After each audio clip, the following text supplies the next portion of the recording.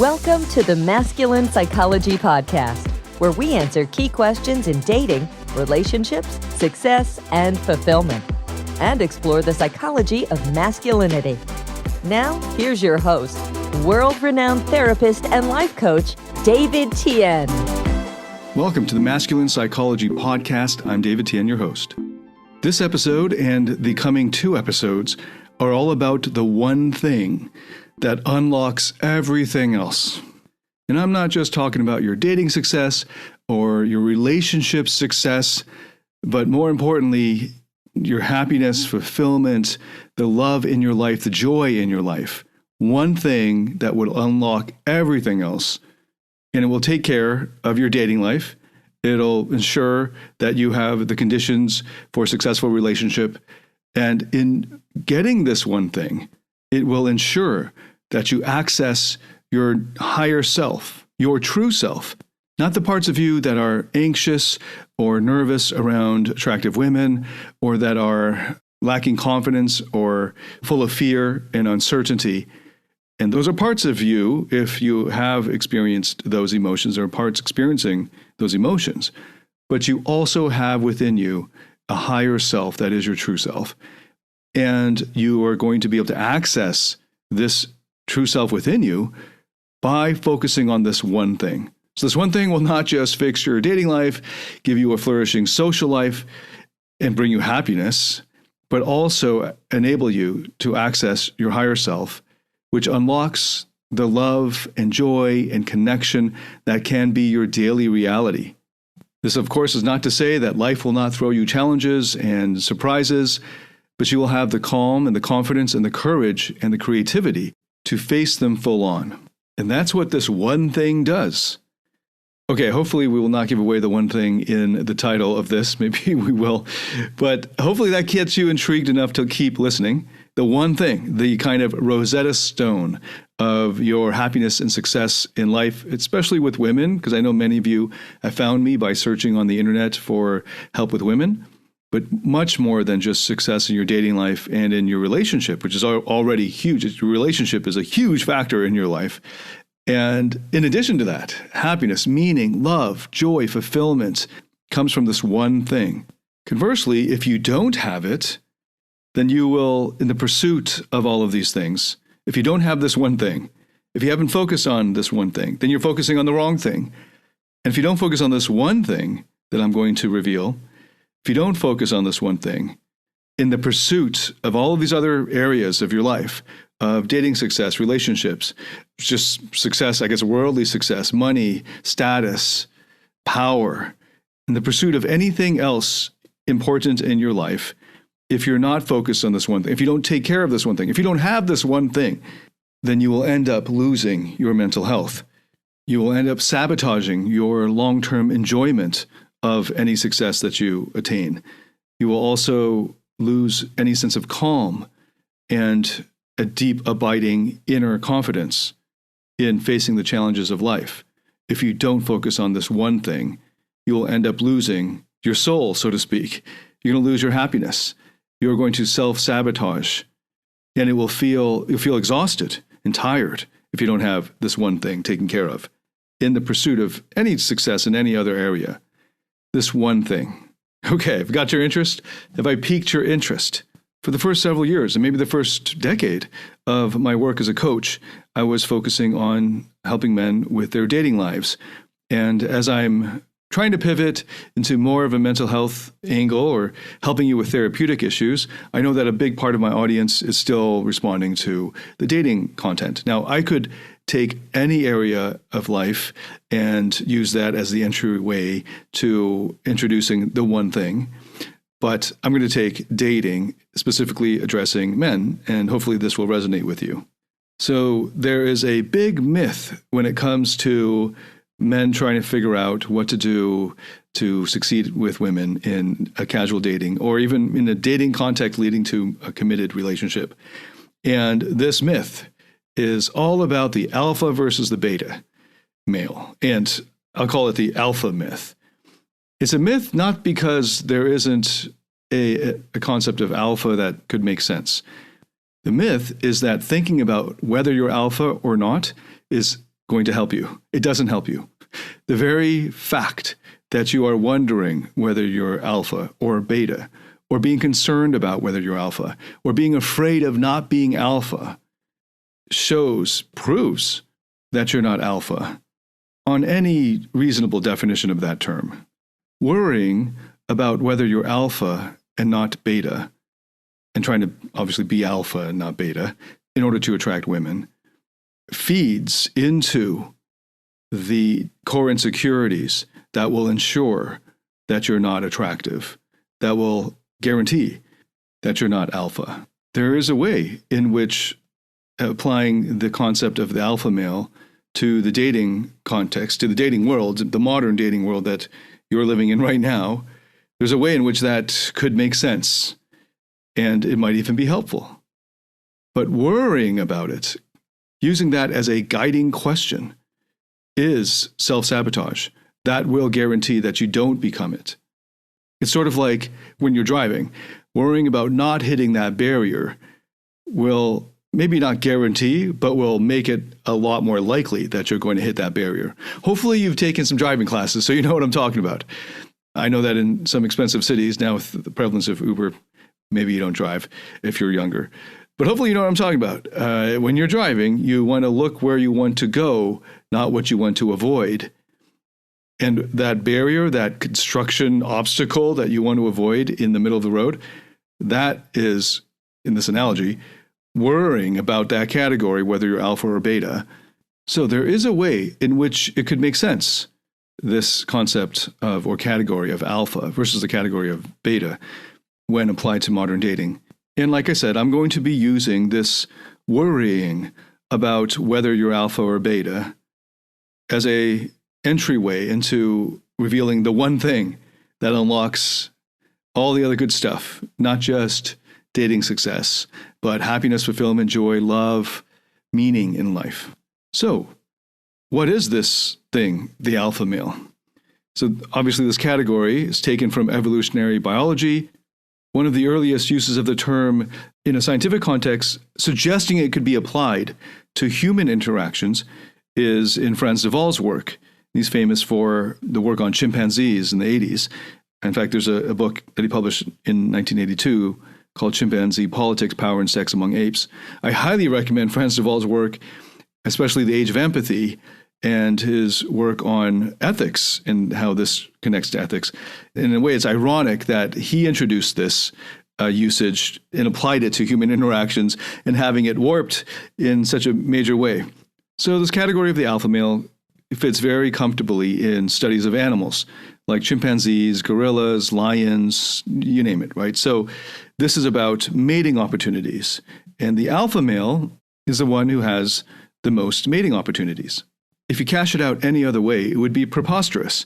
Imagine a so-called alpha male who doesn't mate with any of the women. He's just, I don't know, the biggest guy and pounding his chest. And meanwhile, none of the women pay him any attention. And there's some other dude who's having all the sex and all the babies.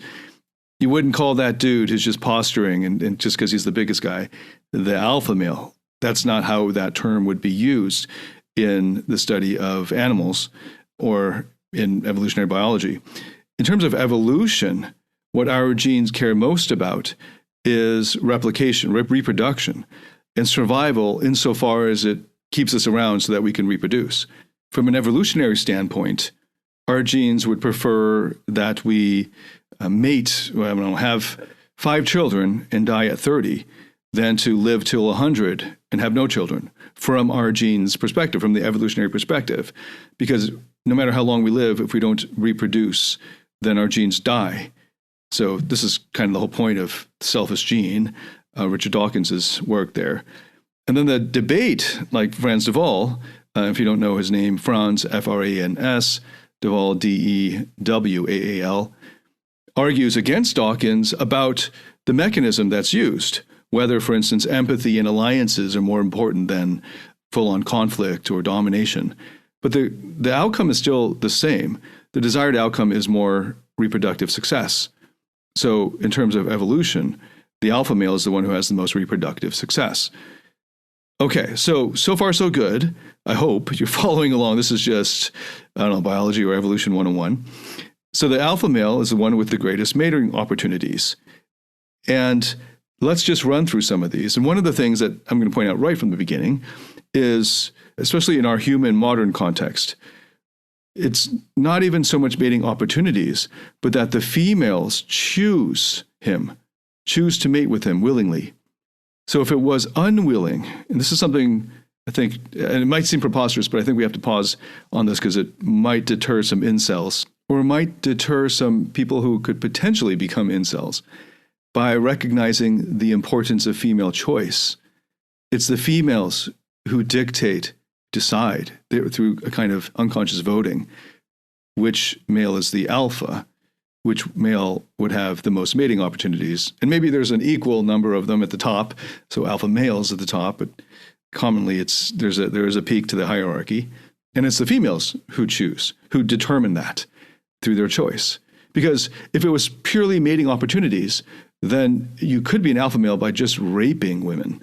Like you'd be just simply, if you were just the alpha male, that would just mean that you're the biggest rapist, right? Because if all it meant was that you're popping out babies, then first of all, there's some guys who have hundreds of kids through donating their sperm at sperm banks. So in that sense, they are the alpha males of humankind, just purely based on that. But there it wasn't that the women chose him specifically, though maybe he did have a nice profile or something in the book, so they chose him. So that's an outlying content. I mean, that is only because of modern technology that we'd have that kind of outlier case. But notice it is females choosing, not just rapist. The biggest serial rapist wouldn't be in any kind of sense that would be worth emulating or aspiring to, I hope, in that sense of alpha male. I'm worrying if you're alpha versus beta could not really be worrying whether you're a rapist or a guy who doesn't get to have sex. So clearly you want to have female choice, right? So right off the bat, you note that it's females choosing. And that's an important element just to just recognize that it is subjective and relative. Who is or qualifies to be an alpha male at any given time is contingent on the females choosing. And that means that it tracks female choice. And that means that you have to understand female choice. So I've done a ton of videos and episodes, and a lot of my bigger dating courses begin by just breaking down what women want. That's just, so it's really important to be tracking that so you know that. If you care about things like alpha versus beta, I will be pointing out the one thing that you should really be focusing on, not this, but I'm going to be using this super common debate and worry that it seems like a lot of young men have to steer them into the understanding why that one thing is far more important, in fact, is necessary to focus on if you want long-term lasting success with women and in your relationship. So when I'm saying mating opportunities, the assumption is that opportunities given by or granted by or allowed by the females themselves. The females are the ones that you're choosing. It's not just that you're taking the mating opportunities that aren't given to you through rape or something like that. It can't be that the alpha is just the biggest rapist. I hope you understand that. And I'm just going to move on. So the real alpha isn't the one who has just lorded over by physically dominating the females. Though you might decide that that's the way you're going to go, then maybe you should, I don't know maybe you still listen to the episode and this podcast and maybe I can help you. But I hope that society constrains you and prevents you from doing harm. But hopefully you're a lot more attracted to the concept of the alpha male, who is the alpha male who's given mating opportunities by the females because they choose to do so. So then now, with that as the basis, what does make a male an alpha male? In other words, what does make a male the one that the majority or the most females choose out of all the other males? So I'm going to be going one by one through the most common factors that are cited, especially on the internet, especially by guys who are obsessed with whether they're alpha or beta, and then the ones who are obsessed with alpha or beta, are not alpha. But then also the ones who then theorize about all these other bullshit categories like gamma, what are these, omega, I can't remember. So they're filling in all these other things that are just unscientific, just to kind of nerd out on something that is not going to help them because of their own frustrations of not being what they consider to be alpha. So just as that as an aside, going back to just alpha versus beta and having that make sense, or making sense of that category of alpha as the one with given the most mating opportunities. What are some of the common conditions? Well, one is money. So a lot of guys think the richest guy is the alpha male. And that couldn't be the case because of, I'll just throw a counterexample out at you, the pool boy. And maybe you can already know where I'm going to go with this, but you can imagine a beautiful woman marries a rich guy, and this rich guy is so busy at work making riches that he leaves her at home bored housewife, the bored hot housewife. And then, of course, they have a pool, and this strapping young pool boy comes over to clean the pool in his swimsuit, and she's eyeing him and thirsting after him, and there you go. He gets the mating opportunities, while this guy who works so hard, day in, day out, doing 80-hour weeks to afford her this lifestyle, makes all this money, and yet the pool boy swoops in and gets the mating opportunities chosen. The female chooses him. But of course, that's just the mating. That's the sex. There's totally other question of the person who's going to support her lifestyle financially. I mean, that would literally, he'd be the cuckolded one. The cuckold couldn't be the alpha. Right? So in this case, the scenario, the pool boy has won the mating opportunities, and his genes will be passed down. I mean, you could even just work this out. So maybe he has sex with her once a month or something because he's so busy, and she keeps making excuses. In the meantime, pool boy comes over every day, and they go at it, and they have a long affair. And, so you just see that the likelihood of him actually being the one who passes down his genes. So in terms of, mating opportunities freely given, it can't be money. How about status? A lot of people say status is all, and that's actually, there is a lot of scientific evidence for status being maybe one of the biggest predictors for male attractiveness. And certainly it is an important factor. Actually, all of the ones that I brought up are factors in explaining male attractiveness and short-term mating and long-term mating opportunities. But could this be used to define the alpha male status? And my friend Mark Manson, in his book Models for Men and Helping Them with Dating, in his first chapter, he cashes this out as status being the most important factor, but that we've evolved to have another factor. The women have evolved to not be able to, since they can't immediately ascertain status, they instead look to his behavior to determine his status. But in any case, it ends up being status. So what about status? The alpha male is the one with the highest status. So setting aside the fact that status is incredibly subjective, and there are many different hierarchies and so on, and status, a high status person in a country club will be a low status person in an inner city gangster land or something like that. So you can see how subjective it all is. But let's go with that. Let's say we can imagine a king. So this is unequivocal high status. A king in imperial times. He has the greatest status in his kingdom. He is literally the king of his kingdom. And now imagine this king has a harem. I don't know, let's fill it like King Solomon with 300 wives, 700 concubines. If he had sex with one woman every day, it would take him like over 3 years to get to every single woman in his harem. So that is literally what the Bible says the King Solomon had.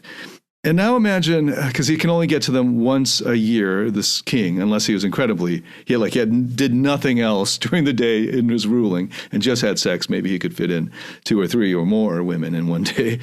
But let's just assume, it's got 1,000 women in his harem. And imagine a Don Juan. In fact, there's a famous movie starring Johnny Depp and Marlon Brando. And Johnny Depp is very much in the news these days.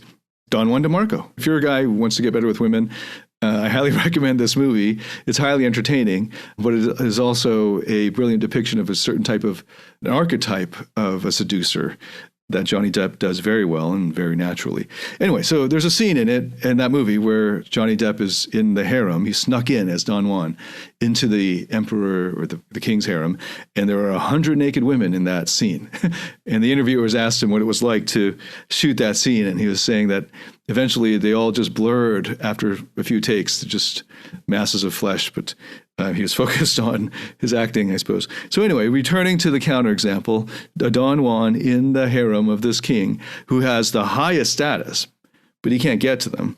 And meanwhile, Don Juan all day long is just screwing because these bored women, this is the stereotype that I'm setting up. And I wonder if somebody should do like a King Solomon in the harem. I don't know if anyone's done that, fiction or a movie,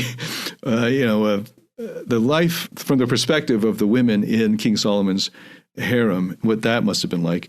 Anyway, so there's this Don Juan, and he's sneaking around, and the women love him because he's fun, and besides, they're locked in this harem. So they have eunuchs patrolling them and whatever, right? Guards, they can't leave. And they can only play with themselves, and it's just all girls, all women. So here's Don Juan, and he fits in with them. And, actually, this is the rake character, the rake who sneaks in through the bedroom windows of the maidens and all that. And he's on the rooftops at night, and they open or they leave their windows open for him and hoping that he'll come by and that kind of thing. And here's Don Juan. Now, Don Juan's status is low because he's like Aladdin, right? He's like a street thug kind of thing. Well, now I'm moving away from the classic Don Juan. But you can imagine this like street kid, but who's just really comfortable around femininity and sexuality and is randy and is young and horny and can keep it up. And so as they depict in the movie Don Juan DeMarco, having sex with 3 or more women a day, and eventually it's exhausted after a year or something like that of that activity and gets into that bedroom and collapses on the bed, and the concubine is so disappointed, like, oh no, what's wrong with you? It's my turn. And here's Don Juan.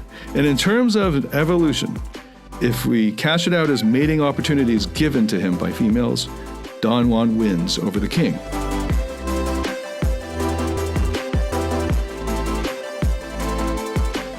Do you struggle in your interactions with women or in your intimate relationship? Are fear, shame, or neediness sabotaging your relationships or attractiveness?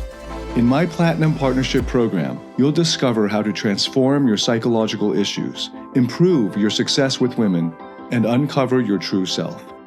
Get access to all my current and future online courses by applying for the Platinum Partnership today at davidtianphd.com/platinum. Now, the king could, if he chose to, do the same thing, but the very nature of his status prevents it. In order for him to keep his status, he's busy.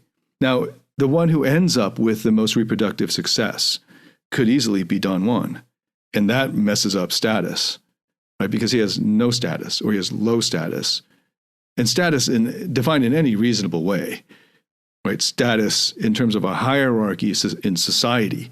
You'd have to really warp the meaning of status in order to give this a little Aladdin street thug kid who snuck into the harem high status over the king, or equal status to the king.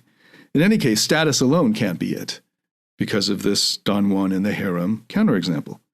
Okay, so if it's not money and it's not status, then maybe it's physical prowess. Physical prowess, I use this a kind of this odd term, prowess, to refer to any like strength, speed, whatever physicality or physical abilities or skills or capacities or features you want to pick out, the physical part of it. So physical prowess. Maybe it's that. And in my research on this, just before I pressed record, I came across a clip of a Joe Rogan podcast where Joe Rogan was focusing on the big, strong guy. And that would be what an alpha refers to. And I guess in the background, the assumption is that would be what would bring the most mating opportunities. So physical prowess, sure. And if you're just thinking about animals, then maybe you think it's just physical prowess. And probably in many cases it is. In the animal kingdom, it tracks who ends up becoming alpha because the males fight each other physically for access to the females and for mating. What about now applied to much more intelligent animals, us human beings? Well, you can imagine this one's going to be pretty easy if you think about it. The male bimbo. So, of course, here's a guy who's got tons of physical prowess, the biggest, strongest, fastest athlete, whatever. And there's for all of these, money, status, physical prowess, intelligence, all that, there are always going to be women who have a fetish for it, for whatever reasons from their upbringing or whatnot. But normally, if you think about just like a guy who's got all this physical prowess, but he's a bimbo, or he's flat in his personality, or he's got no sense of humor, or he's just cruel. He likes to kick puppies in the face, for instance. Well, that wouldn't be attractive, would it, to women? Now, you might not know about women. I just realized we're young men who might be now veering toward incel land are so isolated from women that they can talk to that they may think, yeah, that's what women want. But they don't. Obviously, it's like you get the male bimbo, and if all she wanted to do was get off, and instead of using a vibrator or dildo or something, she'd just use a guy with six-pack abs or something. Okay, but ordinarily, she doesn't want just a dummy, like in many senses of the term, a dummy. So is that all that women want? A male bimbo? Now, you could test this out in the nightclub. And if you've been to enough of these mating ritual type of venues, maybe now post-pandemic, nightclubs will open up again, but you go to the bar and you can see that in every case, just the guy with the best body, if he just stands there, women might come over and start talking to him. But unless he has a personality to match, they're going to be turned off pretty quick. And I don't know if you've noticed this yet. And maybe you're one of those guys who spends 90% of your time in terms of improving yourself to improve your dating opportunities. You spend 90% of your time on the fitness aspect of it. And then you just get into the bar or club and you just stand there with your tight t-shirt, just expecting now that all of that hard work will pay off just because you look hot now. And then you're guaranteed, you are disappointed to find out that you will need to open your mouth because she asks you questions or she begins to talk to you. And if your personality doesn't match, she might be just so drunk and horny and it's the end of the night that she'll just like, okay, you'll do. But that's because she's bringing her standards down and compromising her standards in that moment and just wanting you to shut up so she can get off. Right. So that is actually not going to be attractive.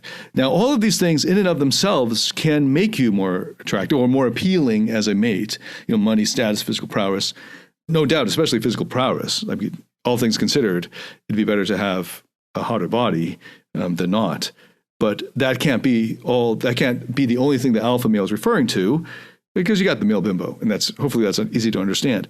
What about, if it's not money, if it's not status, it's not physical prowess, what about intelligence? Okay, well, this should be easy to dispose of, but I know some people who maybe are stuck in like Silicon Valley, where that's like the alpha nerd or something. But hopefully you know that until very recently, until like Mark Zuckerberg type of phenomena happened, the smart guy was just the nerd. And there are famous movies, Revenge of the Nerds, 1, 2, 3, 4, whatever, right? The nerd in that context became attractive only because it tracked money or the potential to make money. And there might be female nerds who are thirsting after the power and the money for themselves. And so they're using this nerd as a proxy to get that for herself.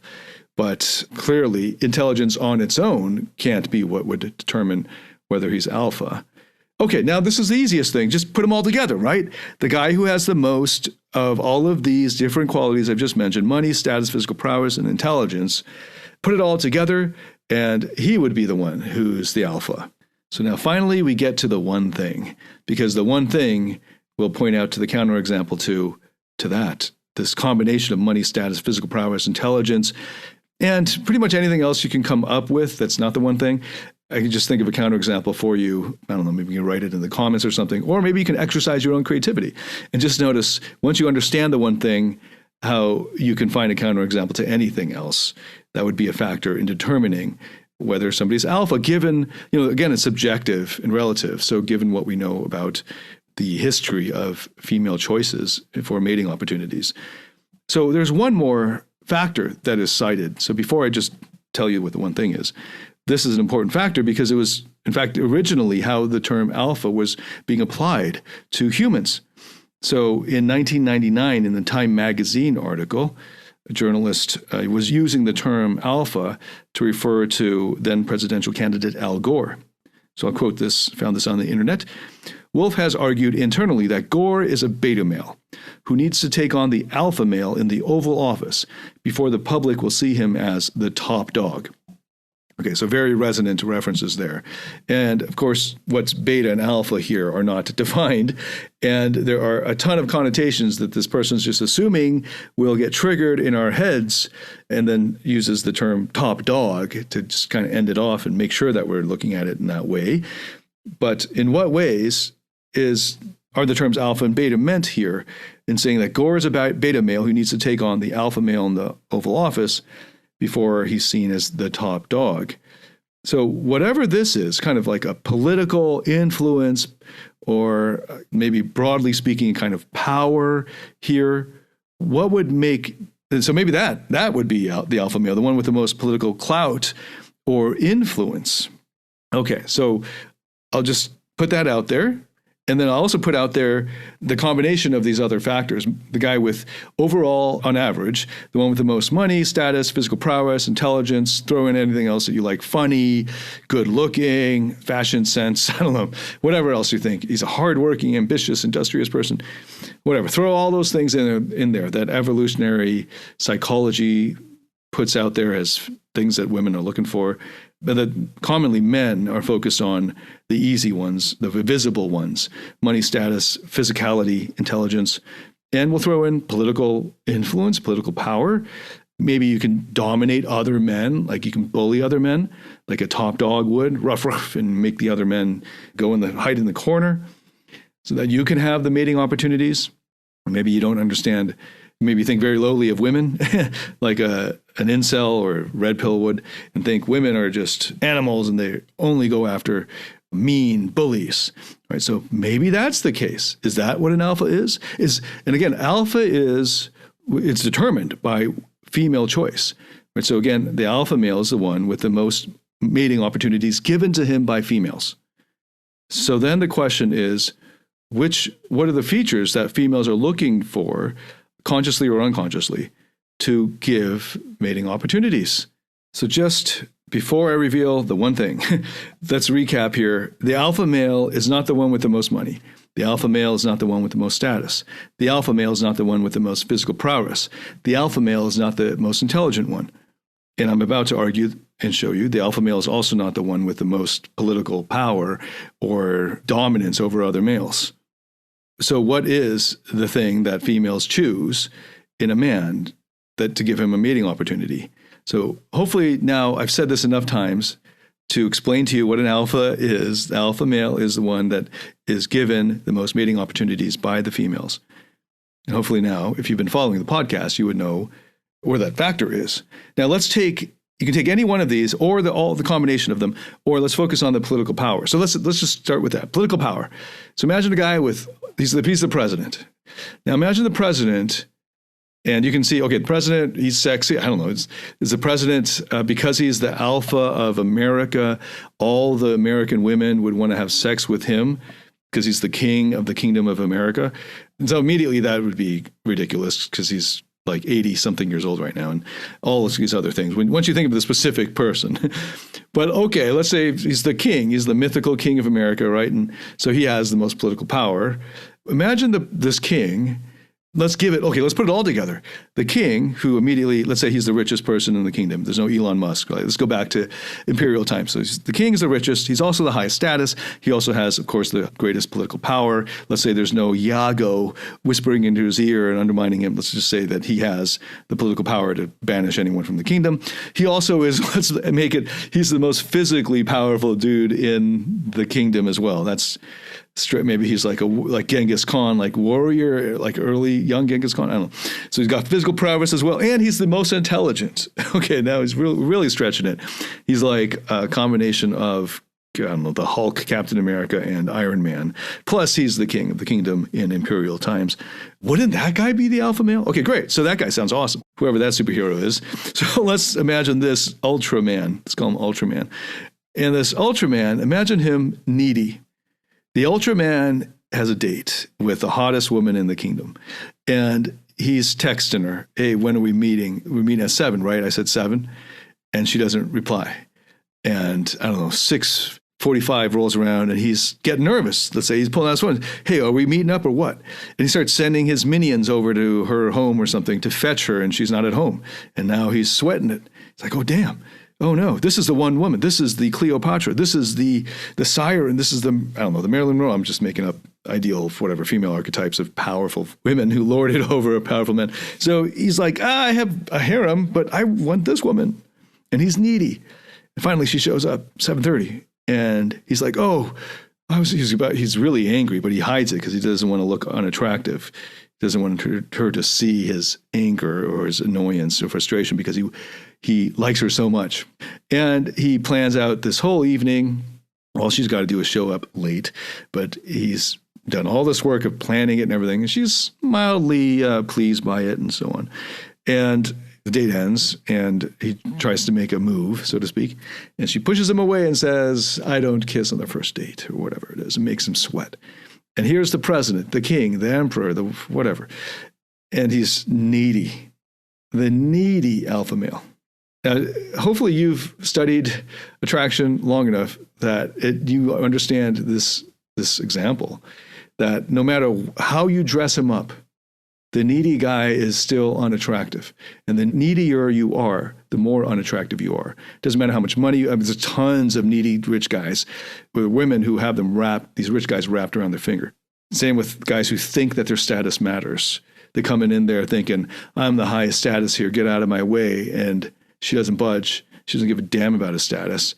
And if he becomes needy, right? So if he's non-needy with status, then we're good. Not because of his status, but because of his non-neediness. All right, so if you add in neediness to any other factor, any other ingredient, it destroys it. It undermines it. It ruins it. It pollutes it. The needy, tough guy.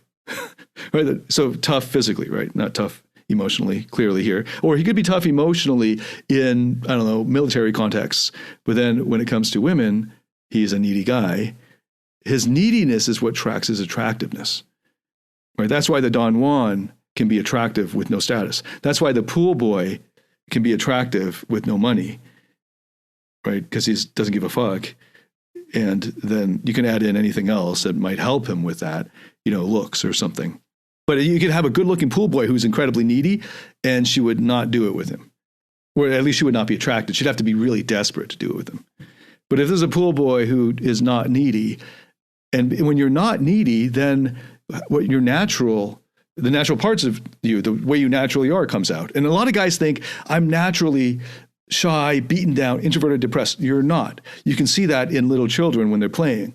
I have an infant son, and watching him, and we have families that we met in our birthing class, and all of our kids are roughly the same age because we went through the same birthing class. And you're seeing all these other kids, they're just effervescent. They just do whatever. They're shouting, they're screaming. They have no social barriers yet, until they're told not to behave, your inside voice and all that stuff. But they're just playing and no sense of these other boundaries, and they're just immersed in flow in their play or in their discomfort or something. They're just immersed in the whole thing of life, the experience of life.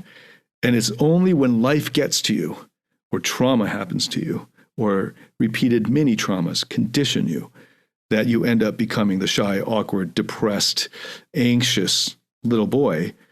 And that little boy then grows up with those same mechanisms.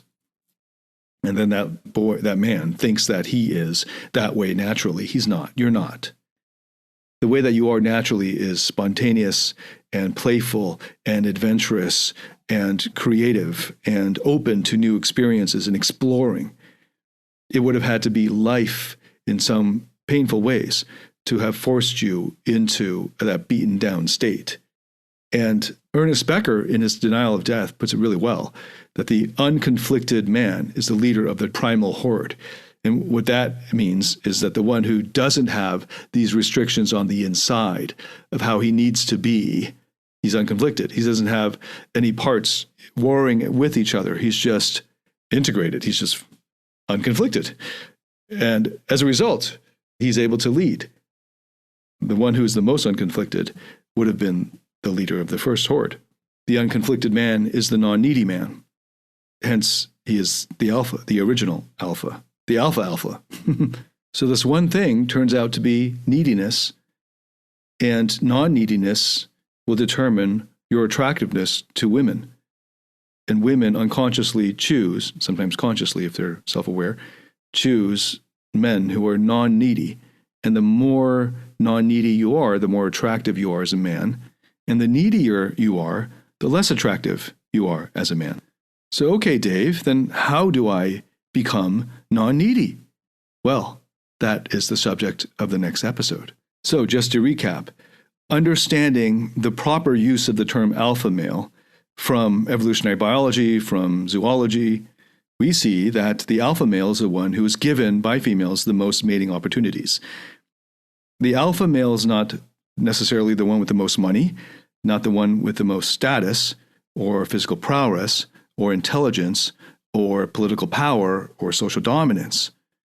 It turns out that the alpha male, because the alpha male is the one that females choose to give the mating opportunities, in other words, they're attracted to him, the alpha male is the one who's the most non-needy and is himself expressing himself because he is not altering how he is in order to please others.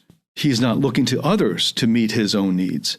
He's able to meet his own needs himself. And if instead of focusing on whether you're needy and going through the therapeutic work to become non-needy by being able to meet your own needs yourself, instead of focusing on that, the one thing, neediness, instead of focusing on that, you focus on being, whether you're alpha or beta, you're going to be guaranteeing that you sabotage yourself in the long run. You will lose your mental health, even if you were to succeed getting that short-term goal of the money or the success or the women or whatever it is. You will lose your mental health. You will sabotage your ability to enjoy in the long term the success that you have. You will also prevent yourself from experiencing lasting love, happiness, fulfillment, or deeper meaning in life if you don't have that one thing handled.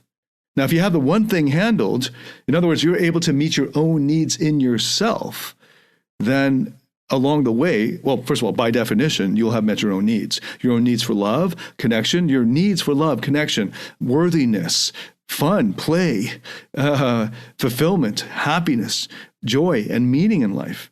If you're able to meet those needs, then in other words, you'll have those needs met. And in addition, you will be optimally attractive to women. And that's all from just tracking one thing. Because I know guys who are trying to become more attractive have all of these areas of the long checklist of things that they have to do in order to be worthy of their ideal woman. And this is like a multi-year plan that they have to implement. Some of them might, many of them might be good things, healthy things like meditation, working out. Some of them might be like learning conversation and humor, might be going through multiple video courses all the time, all in an effort to make themselves better, to improve themselves, develop themselves, without realizing that if they don't learn how to meet their own needs, if they don't do the therapeutic work, which is really just a shift in perspective, seeing themselves as not okay, to be able to see themselves and fully accept how they are right now and that it's okay. And from there, the growth is natural and effortless. But if it's coming from a place of not accepting yourself, you've already polluted it. You've already begun to sabotage it, this project of finding happiness and love and meaning. And if you just focus on this one thing instead, your needs and neediness, guaranteed, if you just focus on that one thing, you will have to unlock your true self. You'll have to get to know the parts of you that are needy and learn how to meet their needs. First of all, you have to find what their needs are and build a relationship with them, because that will be a prerequisite for meeting those needs. And that whole journey, that beautiful, enjoyable, deep, meaningful journey, is what will not only make you attractive and as alpha as you'll get, but in addition, will give you all the good stuff on top of that you will discover is far more important and rewarding. So you might be wondering, how do you do this, David? Well, come back to the next episode because that's what it's all about. I'll see you in the next episode. If you liked this, please share it with anyone that you think would benefit from it. I'd love to get your feedback on it, so put a comment in wherever you're hearing this. And thank you so much for listening. I look forward to interacting with you and welcoming you to the next episode. David Tian signing out.